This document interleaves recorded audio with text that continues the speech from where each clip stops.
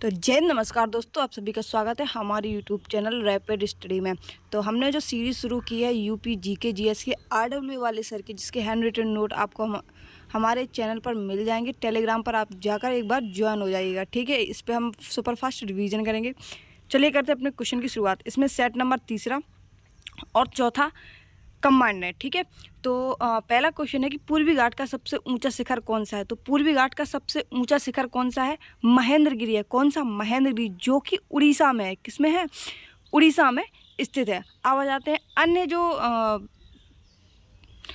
अन्नामुड़ी की पहाड़ी कहाँ पर है? तो ये दक्षिणी सह्याद्री में है। कहाँ पर है? दक्षिणी सह्याद्री में ये स्थित है। जावेदी और सेवराय ये तमिलनाडु हिल्स में पड़ते हैं। कडप्पा हिल की बात कर लेते हैं तो नल्लामला, एरामला, वेल्लीकोंडा और पालकोंडा ये कहाँ पर है? कडप्पा हिल में है। उत्तरी सरकार की बात कर लेते हैं तो माल्यागिरी, महेंद्रगिरी और अरवकोंडा ये कहाँ पर पड़ती हैं? तो ये उत्तरी सरकार में पड़ती हैं। कलसुबाई की बात कर लेते हैं तो कलसुबाई कहाँ पर है? उत्तरी सह्याद्री महाराष्ट्र में है। मध्य सह्याद्री की बात कर लेते हैं तो कुद्रेमुख जो है वो मध्य सह्याद्री में है। यानी उत्तरी सह्याद्री में कलसुबाई है, मध्य में कुद्रेमुख है और दक्षिण सह्याद्री में अन्नामुड़ी है, ठीक है। ये इनको हम अपने दिमाग में इस फिगर को एक बार सेट कर लेंगे। नाथुला दर्रा भारत को उसके किस पड़ोसी देश से जोड़ता है? तो नाथुला दर्रा जो कि सिक्किम में स्थित है, सिक्किम राज्य जो है सिक्किम में स्थित है नाथुला दर्रा, ये दक्षिण तिब्बत को चुंबी घाटी से जोड़ता है। किससे? दक्षिण भारत को चुंबी घाटी से जोड़ने का काम करता है, जो कि सिक्किम राज्य में है। कौन सा? नाथुला दर्रा, ठीक है। अन्य दर्रों की बात कर लेते हैं तो देखो, जम्मू कश्मीर में जो दर्रे हैं वो किस तरीके से हैं। इधर अगर हम जम्मू कश्मीर के दर्रे की बात कर लेते हैं, देखो काराकोरम दर्रा है जो कि चीन से आकर मिलता है। ऑक्साई चीन और जो सियाचिन ग्लेशियर है इस साइड ये काराकोरम दर्रा जो है वो पड़ता है, ठीक है। जोजिला दर्रा ये जम्मू कश्मीर में पड़ता है। कौन सा? जोजिला दर्रा है। बनिहाल दर्रा इस साइड पड़ता है। पीर पंजाल, बुर्जिल दर्रा और ये पाक अधिकृत कश्मीर ये सभी कहाँ पर हैं? ये सभी जम्मू कश्मीर के दर्रे हैं। कौन से? काराकोरम दर्रा, बनिहाल दर्रा, पीर पंजाल दर्रा और बुर्जिल दर्रा ये सभी किसके हैं? ये सभी जम्मू एंड कश्मीर के हैं। और जोजिला दर्रा भी, ठीक है। और ऑक्साइड चीन और सियाचिन चीन ग्लेशियर के पास में कौन सा है? तो काराकोरम जो दर्रा है ये इसको यहाँ पे ये मिलता है जाके, ठीक है। इसके बाद हम आगे चलते हैं कि अगला क्वेश्चन कौन सा? तो कौन सी नदी अधिकतम देशों से होकर गुजरती है? तो अधिकतम देशों की बात हो रही है तो कौन सी नदी अधिकतम देशों से होकर गुजरती है? तो डैन्यूब नदी जो है वो अधिकतम देशों से होकर गुजरती है। कौन सी? डैन्यूब नदी, ये याद रखेंगे। अमेजन नदी की बात कर लेते हैं तो जल प्रवाह के आधार पर विश्व की सबसे बड़ी नदी है। अमेजन नदी जो है वो जल प्रवाह के आधार पर विश्व की सबसे बड़ी नदी है। राइन नदी की बात कर लेते हैं तो राइन नदी को हम व्यस्त नदी भी कहते हैं। क्या कहते हैं? व्यस्त नदी कहते हैं। यूरोप का कोयला ढोने वाली नदी किसको कहते हैं? तो यूरोप का कोयला ढोने वाली नदी को हम राइन नदी कहते हैं, ठीक है। वोल्गा की बात कर लेते हैं तो यूरोप की सबसे लंबी, जो कि कैस्पियन सागर में स्थित है, उसको हम वोल्गा नदी कहते हैं। किससे? सबसे लंबी कैस्पियन सागर से निकलती है वोल्गा नदी जो है उससे, ठीक है। देखो, अमेजन जल प्रवाह के आधार पर है, राइन नदी को व्यस्त नदी और यूरोप की कोयला ढोने वाली नदी कहते हैं, और वोल्गा नदी जो कि यूरोप की सबसे लंबी कैस्पियन सागर से निकलने वाली नदी है। और कौन सी नदी सबसे अधिकतम देशों से होकर निकलती है? तो डैन्यूब नदी सबसे अधिकतम देशों से होकर निकलती है। ठुमरी संगीत किस नृत्य से संबंधित है? ठुमरी नृत्य के लिए एक सबसे वैसे तो ठुमरी जो संगीत है वो कथक से संबंधित है। और कथक कहाँ से है? तो अपना उत्तर प्रदेश से संबंधित है। कहाँ से? देखो, कथकली केरल का है और कथक कहाँ का है? तो अपने उत्तर प्रदेश का है।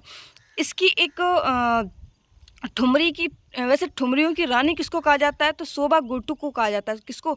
शोभा गुट्टू को ठुमरियों की रानी कहा जाता है। इन्हें 1987 में संगीत नाट्य अकेडमी से सम्मानित किया गया था। इनका वास्तविक नाम क्या है शोभा गुट्टू का? तो इनका वास्तविक नाम है भानुमति शिरोडकर। क्या है? भानुमति शिरोडकर। इन्हें शोभा गुट्टू के नाम से भी जाना जाता है, जिसको ठुमरियों की रानी कहा जाता है। वैसे ठुमरी के और डांसर कौन से हैं? तो देखो, एक प्रवाह अन्य है, गौहर खन्ना है, गौहर खान है और बेगम अख्तर है। कौन सी? बेगम अख्तर, प्रवाह अन्य और गौहर खान, ठीक है। ये ठुमरियों के डांसर हैं जो अभी प्रेजेंट टाइम में चर्चित रह चुके हैं, ठीक है। देखो जो भी जितने भी नृत्य हैं या फिर वाद्य यंत्र हैं या फिर वाद्य यंत्र से रिलेटेड कोई पर्सन है, उनको याद करना इम्पॉर्टेंट बन जाता है। अगर उन्हें कोई अवार्ड मिला है तो और भी ज़्यादा इम्पॉर्टेंट मिल जाता है, जैसे कि ज्ञानपीठ अवार्ड है, साहित्य अकेडमी अवार्ड है, ये सभी जो अवार्ड हैं वो मिल जाते हैं, तो उनके लिए वो और भी ज़्यादा महत्वपूर्ण क्वेश्चन जो है वो हो जाते हैं। भानुमति शिरोडकर, जिन्हें हम शोभा गोटू के नाम से जानते हैं, ठुमरियों की रानी कहते हैं, 1987 में इन्हें साहित्य नाटक अकादमी से अवार्ड से सम्मानित किया गया था। ठीक है, इतना याद रखेंगे। और ठुमरी जो संगीत है वो किससे संबंधित है, तो कथक से संबंधित है। पुलित्जर पुरस्कार जीतने वाले प्रथम भारतीय कौन थे, तो पुलित्जर पुरस्कार जीतने वाले प्रथम भारतीय थे गोविंद बिहारी लाल। कौन थे, गोविंद बिहारी लाल जो है वो पुलित्जर जीतने वाले प्रथम भारतीय थे, जिन्होंने 1937 में ये जीता था पुलित्जर पुरस्कार। पुलित्जर पुरस्कार अन्य विजेता कौन कौन से हैं, देखो 2002 में झुम्पा लाहिड़ी, आपने नाम सुना होगा इनका बहुत ज़्यादा। 2002 में झुम्पा लाहिड़ी को पुलित्जर पुरस्कार से सम्मानित किया गया। और 2003 में गीता आनंद को 2003 में पुलित्जर पुरस्कार से सम्मानित किया गया है। ठीक है, हाल ही में गणित श्रेणी में ब्रेकथ्रू पुरस्कार 2024 से सम्मानित किसे किया गया है, तो गणित श्रेणी में ब्रेकथ्रू अवार्ड एक गणित में दिया जाता है, ब्रेकथ्रू अवार्ड। ठीक है, 2024। तो ये किसे मिला, ये साइमन ब्रेडल को मिला है। किसको, साइमन ब्रेडल को ये अवार्ड दिया गया है। शतरंज खिलाड़ी कोनेरू हम्पू किससे संबंधित है, तो कोनेरू हम्पू जो है वो शतरंज से संबंधित है। इन्हें 2023 में रैपिड शतरंज में कौन सा अवार्ड जीता है इन्होंने, तो रैपिड शतरंज में इन्होंने सिल्वर जीता है। क्या जीता है, सिल्वर इन्होंने जीता है। किसमें, रैपिड शतरंज में 2023 में किसने, कोनेरू हम्पी ने। और ये किससे संबंधित है, ये शतरंज से संबंधित है। किस वर्ष सोवियत संघ का विघटन हुआ है, तो सोवियत संघ के विघटन की बात कर लेते हैं तो 1991 में, दिसंबर 1991 में इसका विघटन हो जाता है। कहाँ पर, कजाकिस्तान और अस्ताना में। इसमें 15 देशों का एक समूह है, किसमें, सोवियत संघ में, यानी कि यूएसएसआर में, जिसमें अभी प्रेजेंट टाइम में लावेतिया, लिथुनिया और इस्टोनिया जुड़े हुए हैं। बाकी अगर हम बात कर लेते हैं पहले से कौन जुड़े हुए हैं, तो Belarus, Azerbaijan, Armenia, Kazakhstan, Uzbekistan, Kyrgyzstan, Tajikistan, Turkmenistan, Russia, Ukraine, Maldives, ठीक है, जॉर्जिया, ये सभी जो जुड़े हुए हैं सोवियत संघ में। इसमें 15 देश इसमें जुड़े हुए हैं। ठीक है, और इसका विघटन कब हुआ था, तो 1991 दिसंबर में अफगानिस्तान और कजाकिस्तान और अस्ताना में इसका विघटन होता है। आ जाते हैं अगला क्वेश्चन पे।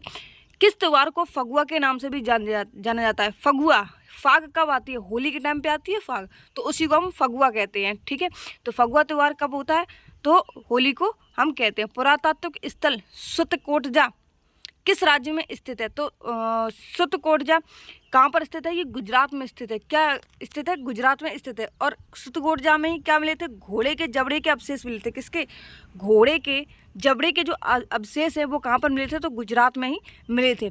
कुंथल और लोथल की बात कर लेते हैं, तो कुंथल और लोथल स्थल जो है वो भी कहाँ पर स्थित है, ये भी गुजरात में स्थित है। इसकी खोज किसने की थी, तो जगपति जोशी ने सुतकोटजा की जो खोज है वो की थी। किसने, जगपति जोशी ने।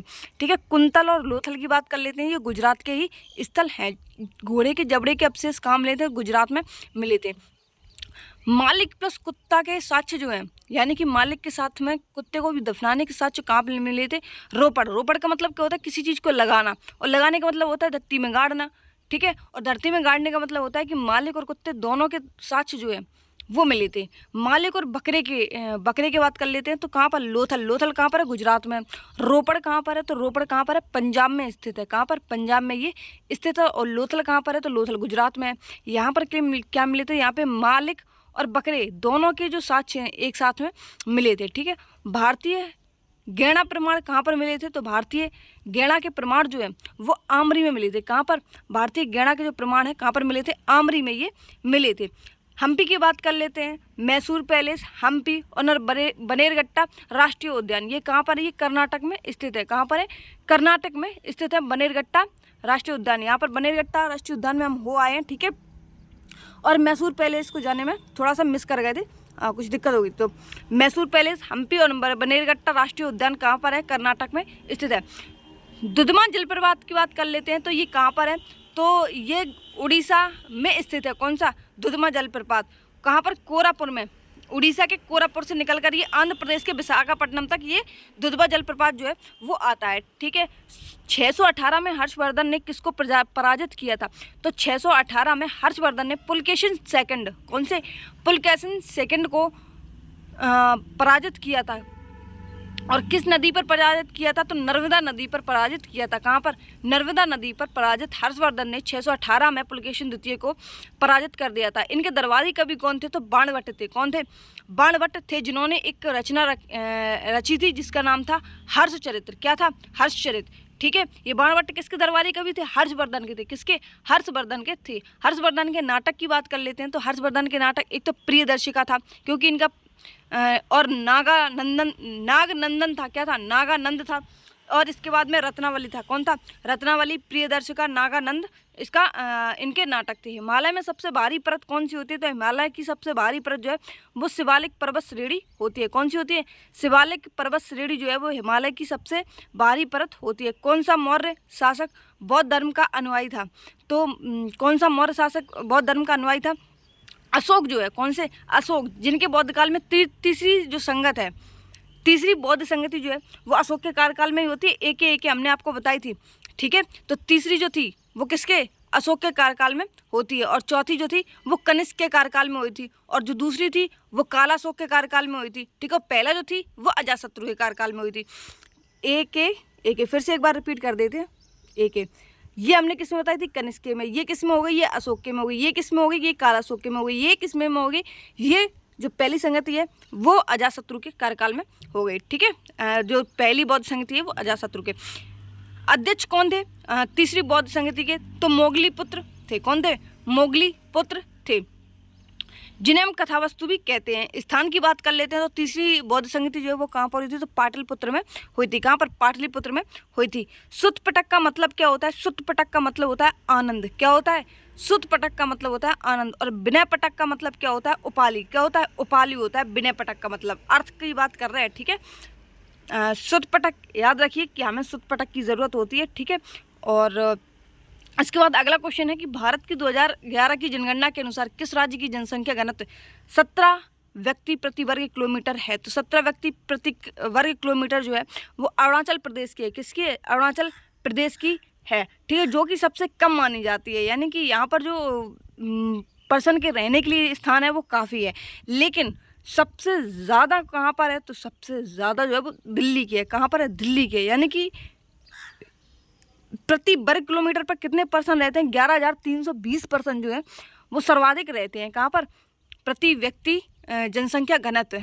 ठीक है, जनसंख्या घनत्व प्रति व्यक्ति सबसे कम अरुणाचल प्रदेश में है, और सबसे ज़्यादा की बात करें तो कहाँ पर है? दिल्ली में। दिल्ली के बाद में कहाँ पर है? बिहार में है। ठीक है, इसके बाद में आ जाते हैं कि बिहार में नहीं है, सॉरी, ये याद रखेंगे कि बिहार की कितनी है? तो 1106। और अंडमान एंड निकोबार की कितनी है? तो 46 अंडमान एंड निकोबार की है।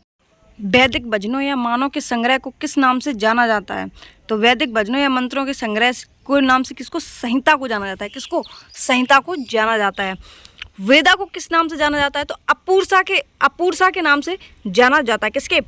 अपूर्वश्य के नाम से जाना जाता है। वेद त्रयी में कितने वेद आते हैं? तो वेद त्रयी का मतलब है 3 वेद आएंगे।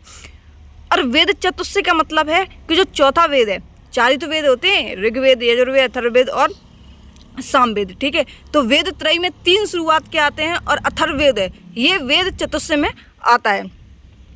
ऋग्वेद को आयुर्वेद किसने बोला है? तो धन्वंतरी ने बोला है। यजुर्वेद को क्या बोलते हैं? तो धनुर्वेद।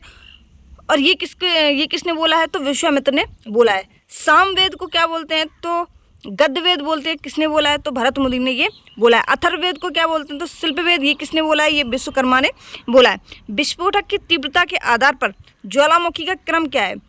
तो देखो, पिलियन है, ये सर्वाधिक विस्फोटक पदार्थ है ज्वालामुखी के क्रम का।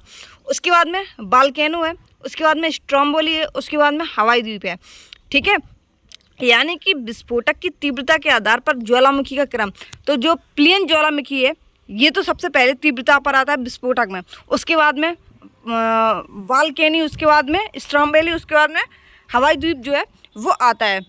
तुलुप वंश के लोकप्रिय राजा कौन थे? तो तुलुप वंश के जो लोकप्रिय राजा थे वो थे कृष्णदेव राय। कौन थे? कृष्णदेव राय थे। इनके कार्यकाल की बात कर लेते हैं। कृष्णदेव राय का तो 1509 से लेकर 1529 इनके जो कार्यकाल है वो था। तुलुप वंश की स्थापना किसके द्वारा होती है? तो तुलुप वंश की स्थापना जो है वो वीर नरसिंह के द्वारा होती है। किसने? वीर नरसिंह ने तुलुप वंश की स्थापना की थी। और जो कृष्णदेव राय, देखो स्थापना कोई और करता है और उसमें सबसे शक्तिशाली राजा वो होता है जो अपने साम्राज्य का सबसे ज़्यादा विस्तार करता है। तो विस्तार किसने किया था? और चर्चित भी तो वही होंगे। तो कृष्णदेव राय जो है ये सबसे चर्चित थे और नरसिंह देव जो है इन्होंने इसकी स्थापना की थी। तुलुप वंश के अंतिम शासक की बात कर लेते हैं। तो अंतिम जो राजा थे वो थे सदाशिव राय। कौन थे? सदाशिव राय जो है वो तुलुप वंश के अंतिम राजा थे। मौत की घाटी किसको कहते हैं? डेथ वैली के नाम से किसको जानते हैं? तो कैलिफोर्निया में मोजावे मरुस्थल है। कौन सा? कैलिफोर्निया में मोजावे मरुस्थल जो है उसको मौत की घाटी के नाम से जानते हैं। उत्तरी अमेरिका में महाद्वीप का सबसे गहरा बिंदु कौन सा है? तो उत्तरी अमेरिका महाद्वीप का सबसे गहरा बिंदु कौन सा है? तो वो है मौत की घाटी, यानी कि डेथ वैली के नाम से जानते हैं। महात्मा गांधी ने 1903 में दक्षिण अफ्रीका में किस अखबार की स्थापना की? तो महात्मा गांधी ने 1903 में दक्षिण अफ्रीका में इंडियन ओपिनियन की, किसी इंडियन ओपिनियन की दक्षिण अफ्रीका में महात्मा गांधी के द्वारा 1903 में एक अखबार की स्थापना की गई थी। 1903 में डरबन में, कब? डरबन में एक आश्रम था, फिनिक्स आश्रम। कौन सा? डरबन में फिनिक्स आश्रम में 1903 में इन्होंने इस अखबार की शुरुआत की थी। किसकी? इंडियन ओपिनियन की। किसकी? इंडियन ओपिनियन की। किसकी मदद के द्वारा ये अखबार छापा था? तो HM नज़र ने इस मदद की अखबार छपवाने में। किसने?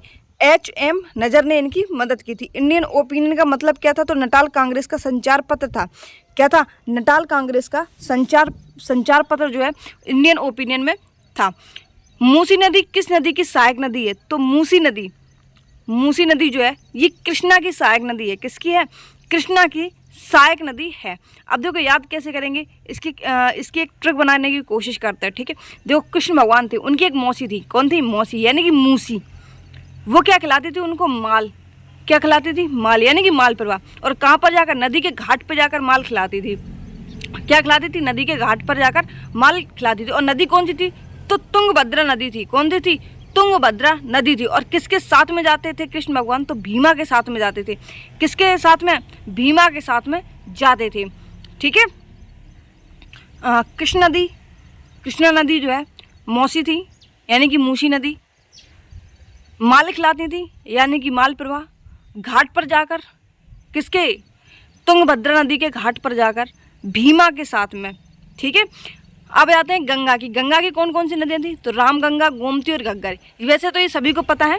ठीक है, गोमती, घग्गर और रामगंगा ये किसकी हैं? गंगा की ही सहायक नदियाँ हैं। सोन, कोसी, गंडक, महानदी और यमुना। सोन, कोसी, गंडक, महानदी और यमुना ये सभी किसकी? गंगा की सहायक नदियाँ हैं। गोदावरी की बात कर लेते तो प्रवरा, बेनगंगा, पेनगंगा, मंजरा, पूड़ा, वर्धा ये सभी किसकी हैं? ये सभी गोदावरी की हैं। कौन कौन सी? प्रवरा किसकी है? गोदावरी की है। बेनगंगा किसकी है? बेन और पेनगंगा ये दोनों किसकी हैं? ये गोदावरी की है। मंजरा की बात कर लेते हैं तो ये भी किसकी है? गोदावरी की है। पूड़ा और वर्धा ये भी किसकी है? ये भी गोदावरी की है। भारत के गवर्नर जनरल को पहली बार वायसराय की उपाधि कब दी गई? तो भारत के गवर्नर जनरल को पहली बार वायसराय की उपाधि 1858 में दी गई थी। कब? 1858 में दी गई थी। और उस टाइम 1858 का भारत शासन अधिनियम किसके द्वारा आता है? 1858 का भारत शासन अधिनियम तो कैनिंग के द्वारा आता है। किसके द्वारा? कैनिंग के द्वारा आता है। प्रथम वायसराय कौन था? तो देखो जो अंतिम गवर्नर जनरल था कैनिंग, यही भारत का प्रथम वायसराय बनता है। कौन बनता है?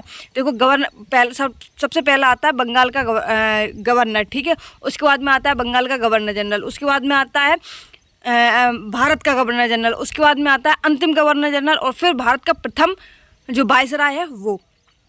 तो जो भारत के प्रथम वायसराय हैं वो कौन थे? तो वो कैनिंग थे। ठीक है, और जो लास्ट में होगा वही तो शुरुआत वाला होगा। ठीक है, और भारत के प्रथम बंगाल के गवर्नर की बात कर लेते हैं तो देखो क्लाइव थे। कौन थे? बंगाल की बात कर लेते हैं तो क्लाइव थे प्रथम गवर्नर की। और प्रथम गवर्नर जनरल कौन थे? तो प्रथम गवर्नर जनरल थे वॉरेन हेस्टिंग। कौन थे? Warren Hasting. यानी कि यहाँ पर एक बंगाल आया तो क्लाइव को ले लिया हमने, बंगाल गवर्नर आया तो वॉरेन हेस्टिंग को ले लिया। ठीक है, इसके बाद में भारत के गवर्नर जनरल आते हैं। किसके? भारत के गवर्नर जनरल। यानी कि यहाँ पे अब ये इतना बड़ा नाम आ गया, तो किसको रखेंगे हम? विलियम बेंटिक को रखेंगे। किसको? विलियम बेंटिक को रखेंगे। फिर आता है कि भारत का वायसराय किसको माना गया? तो भारत का जो अंतिम गवर्नर जनरल था उसको ही तो भारत का प्रथम वायसराय मानेंगे। तो कौन थे? वो कैनिंग थे। इन चारों चीज़ों को याद रखेंगे। पहला बंगाल का पहला गवर्नर कौन था? तो बंगाल का तो क्लाइव था। कौन था? क्लाइव था। बंगाल का गवर्नर जनरल कौन था? तो वॉरेन हेस्टिंग था। कौन? Warren Hasting. प्रथम भारत का गवर्नर जनरल की बात कर लेते हैं। तो प्रथम भारत का गवर्नर जनरल, देखो पहले तो विदेशी बने थे, फिर भारत के गवर्नर जनरल बनने लगे, बंगाल के बने, फिर भारत के बने, फिर वायसराय बने आके। ठीक है, तो इन चारों लाइनों को याद रखेंगे अच्छी तरीके से। खुदीराम बोस को जेल में फांसी किस लिए भेजा गया था? तो खुदीराम जो बेस है तो किस जेल में फांसी के लिए भेजा गया था? तो मुजफ्फरपुर जो है, यहाँ पर इनको खुदीराम बोस को जो फांसी है वो दी गई थी। किस जेल में? मुजफ्फरपुर की जेल में। खुदीराम बोस फांसी पर चढ़ने वाले सबसे कम उम्र के व्यक्ति थे। कौन से? खुदीराम बोस जो है वो सबसे कम उम्र के फांसी पर चढ़ने वाले व्यक्ति थे। प्रफुल्ल चाकी ने खुद को गोली मार लिया था। क्या कर लिया था? प्रफुल्ल चाकी ने खुद को गोली से मार लिया था और खुदीराम बोस जो है इन्हें फांसी की सज़ा दी गई थी। ठीक है, इसके बाद बात करते हैं कि जो किंग्स फोर्ट के काफिले में बम फेंका था, इन्हें फांसी की सज़ा दी क्यों गई थी? क्योंकि इन्होंने किंग फोर्ट्स के काफिले में जो बम है वो फेंक दिया था, इसलिए इन्हें प्रफुल्ल चाकी ने खुद को गोली मार ली थी और इनको जो है वो फांसी की सज़ा दे दी गई थी मुजफ्फरपुर के जेल में। ब्रह्म समाज की स्थापना किसने की थी? तो ब्रह्म समाज की स्थापना, देखो ब्रह्मा का दूसरा रूप कौन थे? तो राम थे। कौन थे? राजा जो राम है वो ब्रह्मा के दूसरे रूप थे। आर्यों के अंदर क्या होती थी? आर्यों के अंदर दया नहीं होती थी। क्या नहीं होती थी? आर्य जो थे, आर्य जो भारत में आए थे, उनके अंदर क्या नहीं होती थी? दया नहीं होती थी। प्रार्थना, हम प्रार्थना किससे करते हैं? हम आत्मा से ही तो प्रार्थना करते हैं, अपने अंदर आत्मा। और किसकी आत्मा करते हैं? तो महादेव की करते हैं। किसकी करते हैं? अंतर आत्मा से हम प्रार्थना किसकी करते हैं? सिर्फ महादेव की बात करते हैं, मतलब महादेव की प्रार्थना जो है वो हम करते हैं। सत्य से क्या खिलती है? ज्योति जो है, ज्योति है वो सत्य से ही खिलती है। सत्य शोधक समाज की स्थापना किसके? ज्योतिबा फुले के द्वारा की गई। ब्रह्म समाज, यानी कि ब्रह्मा कौन थे? तो राजा राम जो है वो इनका दूसरा रूप थे। काला सागर किस महासागर में है? तो काला सागर अटलांटिक महासागर में है। किस में है? अटलांटिक महासागर में काला सागर है। दिसंबर 1929 लाहौर अधिवेशन में कांग्रेस अध्यक्ष किसे चुना? तो दिसंबर 1929 में लाहौर अधिवेशन में कांग्रेस के जो अध्यक्ष है वो जवाहरलाल नेहरू को चुना गया। किसको? जवाहरलाल नेहरू को चुना गया। और पूर्ण स्वराज का जो प्रस्ताव है वो भी इनके द्वारा, जवाहरलाल नेहरू के द्वारा लाया गया था। ठीक है, कौन सा ग्रह सल्फ्यूरिक अम्ल की सफ़ेद और पीली बादलों की मोटी परत से बना हुआ है? तो शुक्र जो है वो सल्फ्यूरिक अम्ल की सफ़ेद और पीले बादलों की मोटी परत से बना हुआ है। परिक्रमण की बात कर लेते हैं तो मंगल ग्रह जो है वो कितने दिनों में चक्कर लगा लेता है? तो 686 दिनों में ये चक्कर लगा लेता है। अरुण और वरुण की बात कर लेते हैं तो अरुण जो है वो 84 साल में लगा पाता है, क्योंकि ये वरुण से पहले, यानी कि ये 8 होते हैं अपने, बुध, शुक्र, पृथ्वी, मंगल। ठीक है, और फिर आ जाते हैं अपने किसमें? बृहस्पति और शनि और अरुण और फिर वरुण, यानी कि ये 8 का क्रम होता है। तो सबसे लास्ट से जो सेकंड नंबर पे है, लास्ट से सेकंड नंबर पे वो है अरुण, और सबसे अंत वाला कौन सा है? तो वरुण। इसको 84 साल लगते हैं और इसको 165 साल लगते हैं। ठीक है, जो जितना दूर होगा वो उतनी ही देर में चक्कर लगा पाएगा। शुक्र सबसे शुरुआत में है, बुध के बाद में शुक्र है, तो शुक्र सबसे पहले लगा लेता है, यानी 225 दिन में ही लगा लेता है। और मंगल जो है वो पृथ्वी के बाद आता है, तो पृथ्वी 365 दिन में चक्कर लगा लेती है और इसको 686 जो दिन है वो लग जाते हैं परिक्रमण करने में। कौन सा अनुच्छेद धर्म, नस्ल, लिंग, जन्म स्थान के आधार पर भेदभाव को प्रतिबंध करता है? तो आर्टिकल 15 जो है वो धर्म, नस्ल, लिंग, जन्म स्थान के आधार पर भेदभाव को प्रतिबंध करने का काम आर्टिकल 15 का है। कायद ए आजम की उपाधि प्रदान की गई थी, तो कायद ए आजम की जो उपाधि है वो किसको दी गई थी? तो मोहम्मद अली जिन्ना को दी गई थी। कायद ए आजम की उपाधि किसको? कायद ए आजम की उपाधि मोहम्मद अली जिन्ना को दी गई थी, जिन्होंने 1938 में मजरुद्दीन शहीद के द्वारा कब 1938 में मजरुद्दीन शहीद के द्वारा इन्हें ये उपाधि दी गई थी मोहम्मद अली जिन्ना को। कौन सी? कायद-ए-आजम की। भारतीय संविधान में अवशिष्ट शक्तियों का विचार कहाँ से लिया गया है? भारत में जो अवशिष्ट शक्तियों का जो विचार है वो कनाडा की सरकार से लिया गया है। किसकी? अवशिष्ट शक्तियाँ, ठीक है। कौन सी अवशिष्ट जो शक्तियाँ हैं उनका जो विचार है वो कहाँ से? कनाडा की संविधान से लिया गया है। और क्या किया गया है? देखो, गवर्नर की जो नियुक्ति है राज्यों में की जाएगी, ये भी कहाँ से लिया गया? ये भी कनाडा से लिया गया। उच्चतम न्यायालय का परामर्श न्याय, उच्चतम न्यायालय का परामर्श न्याय जो है वो भी कनाडा से लिया गया है। सशक्त केंद्र के साथ संघीय व्यवस्था, सशक्त केंद्र के साथ संघीय व्यवस्था, ये भी कनाडा की सरकार से लिया गया है। देखो, 4 चीज़ें ली गई हैं। एक तो प्रत्येक स्टेट में अपने गवर्नर होने चाहिए। उच्चतम न्यायालय यानी कि सुप्रीम कोर्ट का परामर्श न्याय जो है वो भी कनाडा से लिया गया है। अवशिष्ट शक्तियाँ भी कहाँ से ली गई हैं? कनाडा से ली गई हैं। सशक्त केंद्र के साथ संघीय व्यवस्था, ये भी कहाँ से ली गई? ये भी कनाडा से लिए गए। किसने 1876 में कलकत्ता में इंडियन एसोसिएशन की स्थापना करके भारतीय राष्ट्रीय आंदोलन की नींव रखी? तो कलकत्ता में इंडियन एसोसिएशन की स्थापना करके भारतीय राष्ट्रीय आंदोलन की नींव किसने रखी थी? तो सुरेंद्र नाथ बनर्जी ने रखी थी। किसने? सुरेंद्र नाथ बनर्जी ने ये भारतीय राष्ट्रीय आंदोलन की नींव रखी थी। टेंगपुंग लीग यानी कि टेंगपू लीग की स्थापना किसने की? तो शिशिर घोष ने 1875 में की। लैंड होल्डर सोसाइटी की स्थापना किसने की? तो द्वारकानाथ टैगोर ने 1838 में की थी। BBIS यानी कि Bengal British India society, BBIS, इसकी स्थापना 1841 में जॉर्ज थॉमसन के द्वारा की जाती है। 73वें कॉन्स्टिट्यूशन अमेंडमेंट एक्ट यानी कि 73वां संविधान संशोधन की बात कर लेते हैं। इसके द्वारा भाग 9 जोड़ा गया। क्या जोड़ा गया? भाग 9। और इसमें क्या 73वें कॉन्स्टिट्यूशन में और क्या जोड़ा गया कि ग्राम पंचायत, क्या ग्राम पंचायत में इसको जोड़ा गया। ग्राम पंचायत भाग 9 में, भाग 9 कौन से आर्टिकल से शुरू होते हैं? तो 243A से 243P तक। कहाँ से? भाग 9 में 243A से लेकर 243P तक 73वें कॉन्स्टिट्यूशन अमेंडमेंट एक्ट में संविधान संशोधन होते हैं भाग 9 में। ग्राम पंचायत से संबंधित है। और 11वीं अनुसूची में कितने? 29 विषय बताए हैं। कितने? 11वीं अनुसूची में कितने विषय बताए हैं? 29 विषय बताए हैं 73वें कॉन्स्टिट्यूशन अमेंडमेंट एक्ट के द्वारा। 74वें कॉन्स्टिट्यूशन अमेंडमेंट एक्ट में क्या होता है?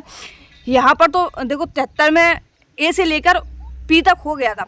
फिर पी के बाद में आता है क्या? ओ। भाग 9 में भाग 9 देखो 73 में जो हुआ था वो उसमें भाग 9 हुआ था, ठीक है। 74 में होता है 9 के काम है। क्या होता है? 9 के भाग काम है। और उसमें भी 243O से लेकर 243ZG तक। कहाँ से? 243O से लेकर 243ZG तक। ये 73 में जो था वो ग्राम पंचायत से संबंधित था और 74 में जो था वो नगर पंचायत से था। किससे?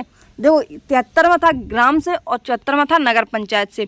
इसमें 11 सूची जोड़ी गई, इसमें 12 सूची जोड़ी गई। इसमें 29 विषय थे, इसमें कितने थे? 18 विषय जोड़े गए थे। दिल्ली के किस सुल्तान ने शासनकाल में बलमन को वास्तविक शक्तियाँ प्रदान की थी? तो नासरुद्दीन महमूद शाह ने। किसने? नासरुद्दीन महमूद शाह ने बलमन को वास्तविक शक्तियाँ प्रदान की थी, ठीक है। अब आ जाते हैं अपने सेट नंबर 4 पर। किसके? सेट नंबर 4 पे। RG भंडारकर किस सुधारवादी संस्था के लोकप्रिय नेता थे? तो RG भंडारकर किस सुधारवादी संस्था के लोकप्रिय नेता थे? ये थे प्रार्थना समाज के। किसके? प्रार्थना समाज के। अभी आपको बताया कि हम किसकी? महादेव की आत्मा से प्रार्थना करते हैं। किसकी? महादेव राणारे और आत्माराम पांडुरंग यानी कि इसकी जो संस्थापक थे वो कौन थे? प्रार्थना समाज के। ये दोनों लोग थे, ठीक है। अब जाते हैं आर्य। हमने क्या बताई थी? आर्यों के अंदर क्या नहीं होती? दया नहीं होती। इनकी स्थापना कब मतलब इसकी इस जो आर्य समाज है इसकी स्थापना 1875 में, ठीक है। किसके? दयानंद सरस्वती के द्वारा होती है। ब्रह्म समाज हमने बताया था ब्रह्मा का दूसरा रूप कौन थे? तो राजा राम जो थे। इनकी स्थापना 1828 में होती है।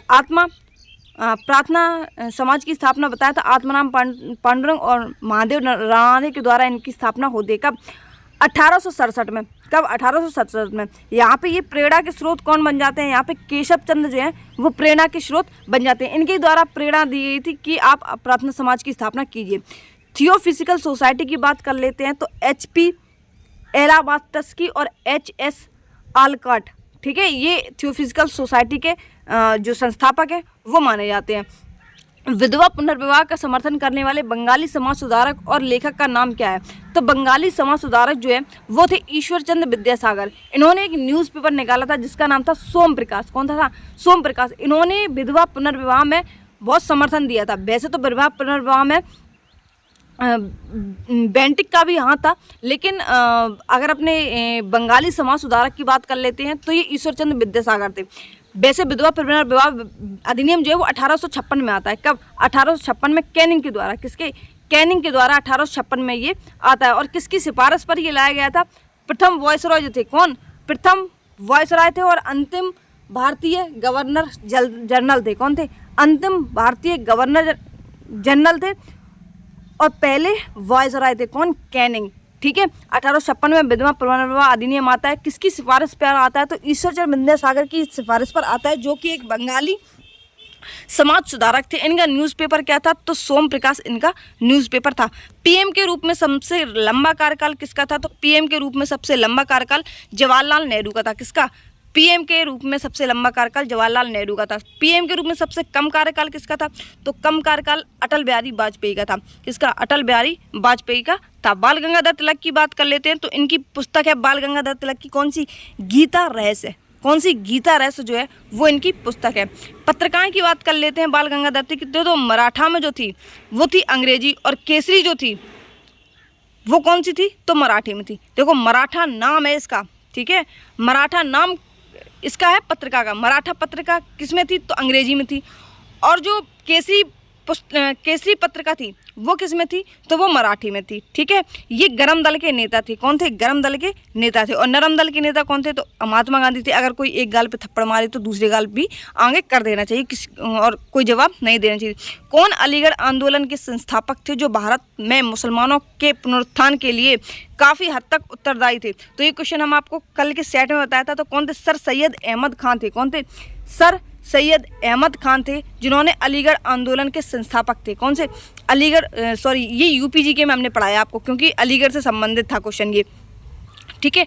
तो मुसलमानों के पुनरुत्थान के लिए काफ़ी हद तक उत्तरदायी कौन थे? तो सर सैयद अहमद खान थे। ठीक है।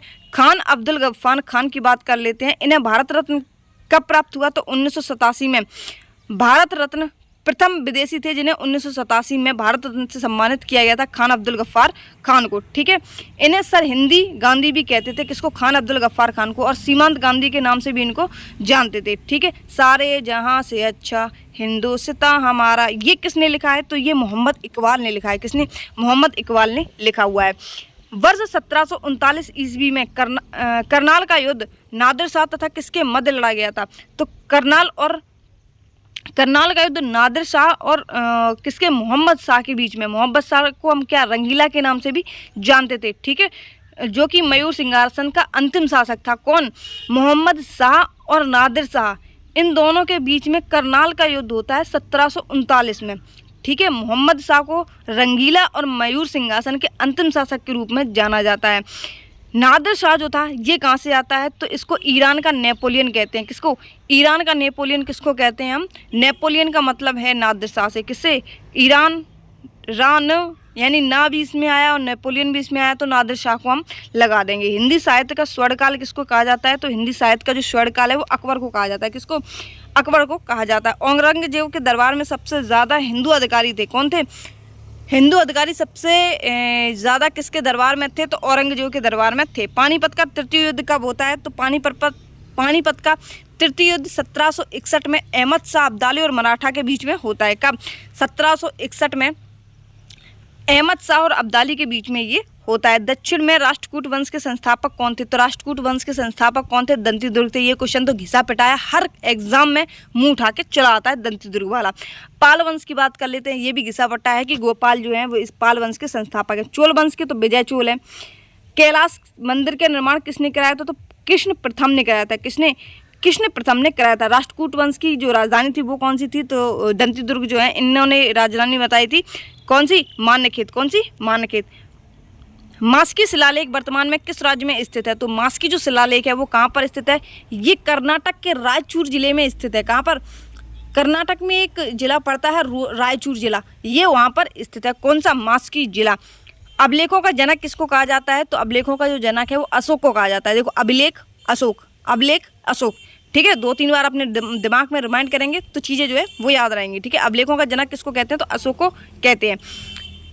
अशोक का उल्लेख कहाँ कहाँ मिलता है? देखो, मास्की अभिलेख में भी मिलता है, उदय गोलक अभिलेख में भी मिलता है, गुर्जरा अभिलेख में भी मिलता है और निठुर अभिलेख में भी मिलता है। अशोक के अभिलेख की लिपि कौन सी थी? तो अशोक के जो अभिलेख लिखे गए थे वो खरोष्टी, ब्राह्मी और अरेमाइका। कौन सी? अरेमाइक, खरोष्टी और ब्राह्मी, इन तीनों में अशोक के जो शिलालेख हैं वो लिखे गए थे, ठीक है। और इन शिलालेखों का जनक भी अशोक को कहा जाता है। बौद्ध धर्म में बिछुड़ी बनने वाली प्रथम महिला कौन थी? तो महाप्रजापति गौतमी, जो कि महात्मा बुद्ध की माता जी बोल दें या फिर मौसी बोल दें, ठीक है। पहले मौसी बनी, फिर बाद में ये माता बन गई। गौतमी जो है, ठीक है, महात्मा बुद्ध की मौसी थी ये महाप्रजापति, ठीक है। तो बौद्ध धर्म की बिछुड़ी बनने वाली पहली महिला कौन थी? तो गौतमी थी, ठीक है। महाप्रजापति गौतमी थी। महात्मा बुद्ध के बारे में बात कर लेते हैं कि इनका जन्म कब होता है? तो 563 बीसी में। कब? 563 बीसी में इनका जन्म होता है, जिसका जन्म का चिन्ह कौन सा होता है? तो कमल और साण। कौन सा? कमल और साण जो है वो इनके जन्म का प्रतीक होता है। 563 बीसी में इनका जन्म होता है और इनकी मृत्यु कब होती है? तो 483 में इनकी मृत्यु हो जाती है। कब? 483 में इनकी मृत्यु हो जाती है। कहाँ पर? और मृत्यु का इनका प्रतीक क्या था? तो स्तूप जो है वो इसका प्रतीक था। जब इन्होंने ग्रह यानी कि घर त्याग दिया था तो उस अभिक्रिया को क्या कहा गया है? तो महाविनिष्क्रमण कहा गया है। और उसका चिन्ह कौन सा था? तो घोड़ा जो है, क्या था? घोड़ा जो है वो चिन्ह इसका प्रतीक माना गया महाविनिष्क्रमण का। इन्होंने प्रथम उपदेश कहाँ दिए थे? तो प्रथम उपदेश जहाँ दिए थे उस प्रक्रिया को क्या बोला जाता है? तो धर्म चक्र प्रवर्तन बोला जाता है। क्या? धर्म चक्र प्रवर्तन बोला जाता है। और जब इनकी मृत्यु हुई थी तो उसको महापरिनिर्वाण बोला गया। क्या? महापरिनिर्वाण बोला गया। और इनके मृत्यु का जो चिन्ह प्रतीक था वो क्या था? तो पद चिन्ह इनके मृत्यु का प्रतीक था। भारतीय पुरातत्व के जनक किसे कहा जाता है? तो भारतीय पुरातत्व के जो जनक हैं वो अलेक्जेंडर कनिंघम को कहा जाता है। किसको? अलेक्जेंडर कनिंघम को भारतीय पुरातत्व का जनक कहा जाता है। इसकी स्थापना 1861 में होती है। कब? 1861 में होती है। और इसके अध्यक्ष भी कौन थे? तो उस टाइम अलेक्जेंडर कनिंघम ही इसके अध्यक्ष थे 1861 में भारतीय पुरातत्व स्थल के। 1921 में क्या होता है? हड़प्पा की खोज होती है। किसकी? 1921 में दयाराम साहनी के द्वारा हड़प्पा की खोज होती है। और जस्ट एक साल बाद 1922 में राखलदास बनर्जी ने मोहनजोदड़ो की खोज की थी। किसकी? मोहनजोदड़ो की खोज की थी। स्वतंत्रता का अधिकार, यानी कि अब आ जाते हैं किस पे? अपने मौलिक अधिकारों पर। यानी कि मौलिक अधिकार सबसे पहले जान लेते हैं ये कहाँ से लिए गए हैं। ये अपने अमेरिका के संविधान से लिए गए हैं और ये भाग 3 में स्थित हैं, जिसे हम संविधान का मैग्ना कार्टा कहते हैं। और जिसका आर्टिकल हम बात कर लेते हैं तो 12 से 35 जो है मूल अधिकार है, यानी कि मूल अधिकार अमेरिका से लिए गए हैं। भाग 3 में 12 से 35 तक इसका आर्टिकल है और संविधान का मैग्ना कार्टा भी इसको कहा जाता है। देखो, स्वतंत्रता का अधिकार 1922 तक है। कब? 1922 तक है। धार्मिक स्वतंत्रता का अधिकार कहाँ से कहाँ तक है? तो 25 से 28 तक धार्मिक स्वतंत्रता का अधिकार है। समानता का अधिकार कहाँ से कहाँ तक है? तो 14 से 18 तक धार्मिक स्वतंत्रता का जो अधिकार है वो माना जाता है। उद्देश्य प्रस्ताव की बात कर लेते हैं तो उद्देश्य प्रस्ताव कब आता है? 13 दिसंबर 1946 को उद्देश्य प्रस्ताव आता है, ठीक है। जवाहरलाल नेहरू के द्वारा 13 दिसंबर 1946 को उद्देश्य प्रस्ताव जारी किया जाता है। स्वीकार कब किया गया उद्देश्य प्रस्ताव को? तो 22 जनवरी 1947 को उद्देश्य प्रस्ताव का जो है वो स्वीकार कर लिया गया था। 26 नवंबर 1949 को प्रस्तावना के रूप में संविधान अंगीकृत किया गया। कब? 26 नवंबर 1949 को प्रस्तावना के रूप में संविधान को अंगीकृत कर लिया गया। एक बार संशोधन होता है प्रस्तावना में 18 दिसंबर 1976 को। कब? प्रस्तावना में एक बार संशोधन किया गया जब प्राइम मिनिस्टर कौन थी, यानी कि प्रधानमंत्री उस टाइम कौन थी? इंदिरा गांधी थी। कब? 1976 में, 18 दिसंबर 1976 में, ठीक है। प्रस्तावना में वर्ड शब्दों का सही क्रम क्या है? तो सही क्रम है, पहले न्याय दिया लाया जाएगा, फिर स्वतंत्र किया जाएगा, फिर आपको समता दी जाएगी और उसके बाद में बंधुता। न्याय, स्वतंत्रता, समता और बंधुता, ये इनका सही क्रम है। पहले न्याय, फिर स्वतंत्रता, फिर समता, उसके बाद में बंधुत्वता। भारतीय संविधान का कौन सा अनुच्छेद नए राज्यों के गठन और मौजूदा राज्यों के क्षेत्र की सीमाओं या नामों में परिवर्तन कर सकता है? तो देखो, आर्टिकल 3 जो है, आर्टिकल 3 है। देखो अभी बहुत सारे नाम जो है वो चेंज होते हैं, तो वो किस आर्टिकल के तहत होते हैं? आर्टिकल 3 के तहत तो नाम चेंज किया जाता है। सीमाओं को बढ़ाया घटाया जाता है, ठीक है। और नए राज्यों का जो गठन है वो भी आर्टिकल 3 के द्वारा ही किया जाता है। प्रारूप समिति की बात कर लेते हैं। तो प्रारूप समिति, जिसको हम ड्राफ्टिंग कमेटी या फिर मसौदा समिति भी कहते हैं, इसमें टोटल सदस्य कितने थे? तो प्रारूप समिति में टोटल सदस्य कितने थे? 7 थे। और इसके अध्यक्ष कौन थे प्रारूप समिति के? तो प्रारूप समिति के जो अध्यक्ष थे वो कौन थे? भीमराव अंबेडकर थे। संविधान सभा के सलाहकार कौन थे? तो संविधान सभा के जो सलाहकार थे वो थे VN राव। कौन थे? VN राव जो है वो सलाहकार बने थे। कौन सा अनुच्छेद अल्पसंख्यकों द्वारा शिक्षा संस्थानों की स्थापना और प्रशासन के द्वारा की जाती है? तो आर्टिकल 30 जो है वो अल्पसंख्यकों द्वारा शिक्षा संस्थानों की स्थापना और प्रशासन का जो वर्णन है वो आर्टिकल 30 में होता है। धार्मिक अभिवृद्धि हेतु करों से मुक्त, यानी कि धार्मिक अभिवृद्धि हेतु करों से मुक्ति जो है वो आर्टिकल किस में आती है? आर्टिकल 27 में आती है। शिक्षण संस्थानों में कोई विशेष धर्म की शिक्षा नहीं दी जाएगी। आर्टिकल 28 ये कहता है कि किसी भी कोई भी संस्था है, कोई भी शिक्षण संस्था है, वहाँ पर कोई भी धर्म से संबंधित शिक्षा नहीं दी जाएगी। ये आर्टिकल 28 कहता है। अगर ऐसा कोई भी शिक्षण संस्थान करता है तो उसके खिलाफ कार्रवाई की जाएगी, ठीक है। अल्पसंख्यकों वर्गों के हितों का संरक्षण, आर्टिकल 29 क्या कहता है? कि अल्पसंख्यकों के हितों का संरक्षण, ठीक है। अनुच्छेद 58 क्या कहता है? 52वें राष्ट्रपति का वर्णन है। 52 में राष्ट्रपति का जो वर्णन है वो होता है। लेकिन 58 में क्या होता है? 58 में इनकी योग्यता बताई, किसकी? राष्ट्रपति जी की। किसकी? राष्ट्रपति जी की जो योग्यता है, हमने एक आपको ट्रिक बताई थी, पकानी कोका दियो दशम, ठीक है। तो 58 जो है वो योग्यता से संबंधित है। 56 की बात कर लेते हैं। तो राष्ट्रपति का जो कार्यकाल है वो कितना होगा? 56 में 5-6 में हम 5 को उठा लेंगे, ठीक है। अनुच्छेद 60 में क्या है? तो राष्ट्रपति को शपथ की बात की गई है। कब राष्ट्रपति को जो शपथ है वो आर्टिकल 60 के तहत दी जाएगी, ठीक है। 61 में क्या है? तो 61 में महाभियोग है। और 62 में क्या है? राष्ट्रपति पद की रिक्त पूर्ति जो है वो की जाएगी। आर्टिकल 62 क्या कहता है? कि राष्ट्रपति के पद अगर खाली है तो उसकी पूर्ति की जाए। अगला क्वेश्चन है कि ICC यानी कि अंतर्राष्ट्रीय क्रिकेट परिषद में कुल कितने सदस्य होते हैं? तो ICC में कुल सदस्य कितने हैं? तो 108 है। कितने हैं? अंतर्राष्ट्रीय क्रिकेट परिषद में कुल 108 सदस्य हैं। कौन सी पुस्तक अकबर के शासनकाल रज्मनामा यानी कि बुक ऑफ वार के नाम से प्रसिद्ध है? तो महाभारत जो है इसका अनुवाद फारसी में किसने कराया था? तो महाभारत का जो अनुवाद है वो फारसी में बदायूं ने कराया था। किसने? बदायूं ने कराया था अनुवाद फारसी में। तो रज्मनामा यानी कि बुक ऑफ वॉर के नाम से प्रसिद्ध कौन सी है अकबर के शासनकाल में? तो महाभारत जो है इसका अनुवाद फारसी में करवाया था। और किसने किया था? तो बदायूं ने किया था। रामायण किसने लिखी है? तो रामायण जो है वो वाल्मीकि के द्वारा लिखी गई है। बाबरनामा किसने? बाबरनामा ने खुद अपनी आत्मकथा लिखी है, बाबर आत्मकथा, ठीक है। अकबरनामा की बात कर लेते हैं। तो अबुल फजल जो है वो अबुल फजल के द्वारा अकबरनामा लिखी हुई है। गेट की स्थापना कब होती है? तो गेट की स्थापना 1948 में होती है, जो कि जिसका गेट जो है वो पुराना नाम किसका है? तो वर्ल्ड ट्रेड ऑर्गेनाइजेशन का पुराना नाम है, यानी कि WTO में बदल गया है। कब? 1 जनवरी 1995 में। देखो 1948 में गेट की स्थापना होती है, जिसको हम WTO में बाद में बदल लेते हैं। कब बदल लेते हैं? तो 1 जनवरी 1995 में बदल लेते हैं। हेडक्वार्टर जेनेवा में बना था। कब? हेडक्वार्टर जो है वो जेनेवा में बना था, स्विट्जरलैंड में इसका बना था। WTO वर्तमान अध्यक्ष कौन है? तो नगोजी ओकोंजो है। कौन? WTO वर्तमान अध्यक्ष कौन है? नगोजी ओकोंजो जो है वो वर्ल्ड ट्रेड ऑर्गेनाइजेशन के अध्यक्ष वर्तमान में है। डांडोली वन्यजीव अभ्यारण्य कहाँ है? तो डांडोली वन्यजीव अभ्यारण्य जो है वो कहाँ पर स्थित है? तो कर्नाटक में ये स्थित है। कहाँ पर? कर्नाटक में ये स्थित है। बांदीपुर नेशनल पार्क की बात कर लेते हैं। तो बांदीपुर नेशनल पार्क कहाँ पर है? ये भी कर्नाटक में स्थित है। बंदी, नागरहोल और भद्रा जीव अभ्यारण्य, ठीक है। बंदी की भद्रा आ गई किसमें? नागरहोल में। कहाँ पर? नागरहोल में। और ये सभी कहाँ पर है? ये कर्नाटक में स्थित है। बाणगंगा महोत्सव राज्य से संबंधित है। तो बाणगंगा महोत्सव किस राज्य से संबंधित है? तो महाराष्ट्र से संबंधित है। कहाँ से? महाराष्ट्र से संबंधित है। मालाबार हिल्स भी कहाँ पर है? तो महाराष्ट्र में मालाबार हिल्स है।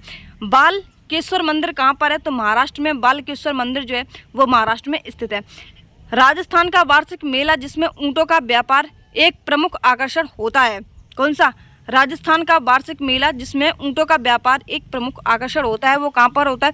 तो पुष्कर मेला आपने सुना होगा, जहाँ पे जानवरों का मेला लगाया जाता है। सूरजकुंड मेला की बात कर लेते हैं तो सूरजकुंड मेला जो कि हरियाणा में लगता है। कहाँ पर? हरियाणा में लगता है। सोनपुर मेला कहाँ पर? सोनपुर मेला जो कि बिहार में लगता है।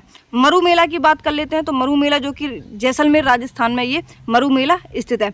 भारत के प्रमुख बंदरगाह की बात कर लेते हैं तो भारत में कुल कितने? 13 प्रमुख बंदरगाह हैं। कितने? 13 प्रमुख बंदरगाह हैं। पूर्वी में कितने बंदरगाह हैं? तो पूर्वी में 7 बंदरगाह हैं और पश्चिमी में 6 बंदरगाह हैं। पूर्वी में 7 हैं और पश्चिमी में 6 हैं। तो देखो पारादीप यानी कि उड़ीसा पूर्वी में पड़ता है। देखो आंध्र प्रदेश, तमिलनाडु, पश्चिम बंगाल, तमिलनाडु, आंध्र प्रदेश, तमिलनाडु, ठीक है, ये सभी पूर्वी वाले बंदरगाह हैं। गुजरात, महाराष्ट्र, कर्नाटक, गोवा, केरल, ये किस साइड के हैं? ये इस तरीके से माप जो होता है अपना, इस तरीके से, ठीक है, इस पर सही नहीं बन पा रहा, ठीक है, तो इस तरीके से जो मैप बनता है अपना, ये होता है कौन सा? पश्चिमी वाला, ठीक है, और ये होता है पूर्वी वाला। तो यहाँ पे देखो केरल आता है, ठीक है, इसके बाद में यहाँ पे जो गुजरात आता है, इसके बाद में नीचे इस तरीके से जो अपने स्टेट है वो बनते हैं, ठीक है। तो पारादीप ये कहाँ पर है बंदरगाह? तो पारादीप बंदरगाह कहाँ पर है? उड़ीसा में है। कहाँ पर? उड़ीसा में। विशाखापट्टनम कहाँ पर है? तो विशाखापट्टनम बंदरगाह जो है वो आंध्र प्रदेश में है। चेन्नई वाला जो बंदरगाह कहाँ पर स्थित है? तमिलनाडु में। कहाँ पर? तमिलनाडु में। कोलकाता वाला बंदरगाह कहाँ पर है? तो कोलकाता कहाँ पर है? पश्चिम बंगाल में। तूतीकोरिन बंदरगाह कहाँ पर है? तो तूतीकोरिन जो बंदरगाह है तमिलनाडु में ही है। कृष्णपट्टनम की बात कर लेते हैं तो आंध्र प्रदेश में है कृष्णपट्टनम बंदरगाह। एन्नौर की बात कर लेते हैं, एन्नौर और तूतीकोरिन कहाँ पर है? तो तमिलनाडु में है। कहाँ पर? एन्नौर और तूतीकोरिन आपने दोनों ही सुनेंगे, वो कहाँ पर है? तमिलनाडु में स्थित है। कांडला की बात कर लेते हैं तो कांडला ये कहाँ पर है? तो ये गुजरात में स्थित है। JNPT ये कहाँ पर है? ये महाराष्ट्र में है। मुंबई बंदरगाह कहाँ पर है? महाराष्ट्र में है। मंगलोर बंदरगाह कहाँ पर है? तो कर्नाटक में है। मोरमुगांव कहाँ पर है? तो गोवा में स्थित है। कोच्चि की बात कर लेते हैं तो कोच्चि बंदरगाह कहाँ पर? केरल में स्थित है। वर्ष 1955 में ग्राम और लघु उद्योग के लिए गठित समिति का नाम बताएं। तो 1955 में ग्राम और लघु उद्योग के लिए गठित एक समिति बनाई गई जिसका नाम था करवे समिति। कौन था? करवे समिति ग्राम और लघु उद्योग के लिए 1955 में गठित की गई थी। किसी वस्तु की गति को आगे या पीछे करने की घटना को क्या कहते हैं? किसी वस्तु को आगे या पीछे करने की घटना को हम कंपन कहते हैं। क्या कहते हैं? कंपन कहते हैं। पिंड के संवेग में हुए परिवर्तन को आवेग कहते हैं। क्या कहते हैं? पिंड के संवेग में हुए परिवर्तन को आवेग कहते हैं। क्या कहते हैं? आवेग कहते हैं। प्रकाश की तरंग दैर्घ्य मापने के लिए किसका उपयोग करते हैं? तो प्रकाश की जो तरंग दैर्घ्य है उसको मापने के लिए एंगस्ट्रॉम का प्रयोग करते हैं। किसका? एंगस्ट्रॉम का प्रयोग करते हैं। अगर आपको वीडियो अच्छा लगा हो तो चैनल को सब्सक्राइब और वीडियो को लाइक ज़रूर कर देना। एंड ना इसकी PDF आपको हमारे टेलीग्राम चैनल पर मिल जाएगी। अगर टेलीग्राम चैनल आपको लिंक से नहीं मिलता है तो आप जाकर के टेलीग्राम चैनल में सर्च करेंगे @रैपिड स्टडी विदाउट स्पेस से। क्या? रैपिड स्टडी बिना स्पेस के लगाना है और लास्ट में आपको 1 लगा देना है। क्या? लास्ट में आपको 1 लगा देना है। जैसे ही आप सर्च करेंगे वैसे ही आपको हमारा जो आइकन है वो दिख जाएगा।